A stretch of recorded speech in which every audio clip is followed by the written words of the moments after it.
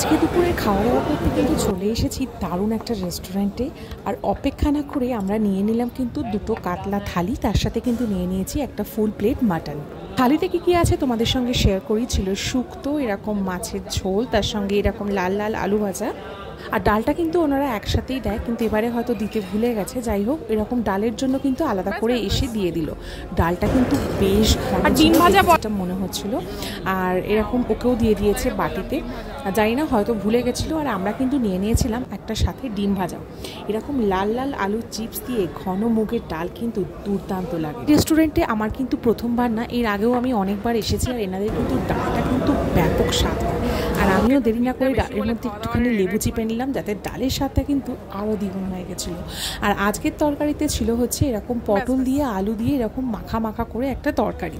এনাদের এখানে তরকারি কিন্তু রোটেশনাল হতে থাকে, এক এক দিন এক এক রকমের তরকারি হয়। একবার আমরা পেয়েছিলাম মুড়ো ঘণ্ট, যেটা কিন্তু দুর্দান্ত স্বাদ ছিল। আর আজকেও কিন্তু এই পটল আলুর কষাটা কোনো অংশেই কিন্তু কম না। ডালের সঙ্গে এরকম মাখা মাখা আলু পটলের কষা খেতে কিন্তু দুর্দান্ত লাগছিল। এখানকার খাওয়া দাওয়ার কোয়ালিটি কিন্তু দারুণ। আর সব থেকে মেন যে রাইসটা এত সুন্দর সাদা ঝুরঝুরে হয় না, দারুণ। তোমরা যারা এখানে এসে খেয়েছো তারা তো জানোই, যারা এখনও পর্যন্ত এসে খাওনি, আমি বলবো কৃষ্ণনগরের এই শঙ্কর মিশ্র প্রতিষ্ঠালয়ে এসে কিন্তু একবার খেতেই পারো, দুর্দান্ত। যেমন খাওয়া দাওয়ারের স্বাদ, তেমনি কিন্তু খাবারের দামও খুব রিজনেবল। আর আমার পটল আর আলু দিয়ে যে তরকারিটা এত ভালো লেগেছে যে আমি কিন্তু আর একবার নিয়ে নিয়েছিলাম। আর এখানে রাইসের জন্য কিন্তু আলাদা করে কোনো চার্জ নেয় না, রাইস কিন্তু আনলিমিটেড, তোমরা যতবার খুশি চাইতে পারো, তার জন্য কিন্তু আলাদা করে কোনো টাকা লাগে না। এবার খাবো হচ্ছে এই শুক্তোটা দিয়ে। আর এখানকার শুক্তের একটা ব্যাপার হচ্ছে, এখানে যতবারই আমি আসি, যখনই আসি, শীত হোক গ্রীষ্ম হোক বর্ষা হোক, সবসময় শুক্তোর মধ্যে এই যে ডাঁটাটা সেটা তোমরা পাবেই। আর তার সঙ্গে থাকবে হচ্ছে উচ্ছে বড়ি। শুক্তোটা কিন্তু দুর্দান্ত হয়। তবে মাদারসাটে যে শুক্তোটা খেয়েছিলাম সেটা কিন্তু আমার আজও জিভে লেগে রয়েছে, দারুণ হয়েছিল, দারুণ। আর এটা হচ্ছে কাতলা মাছ, যেটা কিন্তু সর্ষে দিয়েছিল, দেখে বোঝাই যাচ্ছিলো এটা সর্ষে দিয়ে মাছের ঝোল। মাছের ঝোলটা কিন্তু একদম পাতলা ছিল, খুবই পাতলা যাকে বলে, মানে কোনো মশলা প্রায় নেই বললেই চলে, কি জলের পরিমাণটা বেশি হয়ে গেছে আমি জানি না, বাট মাছের ঝোলে আমি তেমন একটা কোনো স্বাদ কিন্তু পাচ্ছিলাম না। আর দেখো খেতে খেতে আমার পাতা হয়ে গেছিলো ফুটো, পাতার মধ্যে যে ভাতগুলো ঢুকে যাচ্ছিলো, আমার যে কী অস্বস্তি হচ্ছিলো। যাই হোক, মাছের ঝোলটা কিন্তু ব্যাপক লেগেছে, একদম তেল মশলা ছাড়া খুব সুন্দর পাতলা একটা ঝোল, সামান্য কিছু সর্ষে আর ফোড়ন দিয়ে করা ছিল। মাছটা কিন্তু ব্যাপক টাটকা ছিল, মাছটা খেয়েই বোঝা যাচ্ছিলো। আমরা যখন খাচ্ছিলাম দেখো, তখন কিন্তু দুটো বড় বড় বাস এসে দাঁড়িয়েছিল, দুটোই ছিল কোচবিহারের বাস।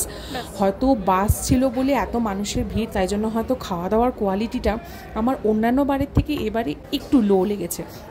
আর তোমাদের সঙ্গে কিন্তু প্রাইসগুলো শেয়ার করে দিলাম, বিকজ তোমরা অনেকেই প্রাইস জিজ্ঞাসা করো, সত্যি বলতে অত মাথায়ও থাকে না, তাই জন্য কিন্তু আমি প্রাইসগুলো শেয়ার করে দিলাম। এখানে এমন কিছু বেশি না, 100 থেকে 150, 200 এর মধ্যেই কিন্তু তোমরা সব রকমের খাবার পেয়ে যাবে। আর এখানে কিন্তু রুটি, তড়কা সব কিছু পাওয়া যায়। মাংসটা যেটা বলবো, মাটনটা তো খুব সুন্দর স্বাদ, কিন্তু মাটনের ঝোলে সেই একই ব্যাপার, ঝোলটা যেন খুবই পাতলা, কোনো স্বাদ নেই।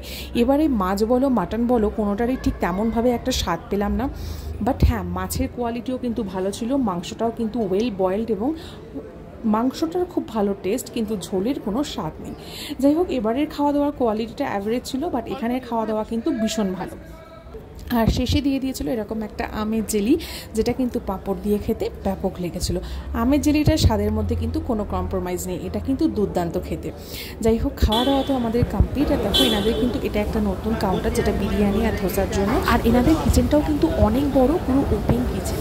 যাই হোক, চলো এবার বাড়ি যাওয়ার পালা। আর এখনও যারা আসোনি তারা কিন্তু এখানে এসে মাস্ট একবার খাবার ট্রাই করে দেখতে পারো।